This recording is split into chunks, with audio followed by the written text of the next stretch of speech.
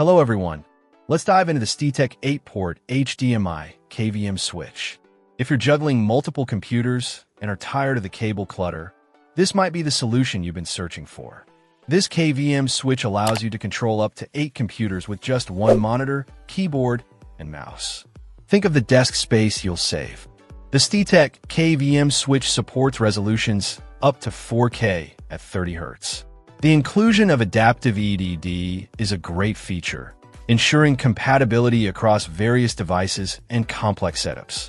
Switching between computers is straightforward, with both button and hotkey options available. The LED indicators on the front panel clearly show which computer is currently active.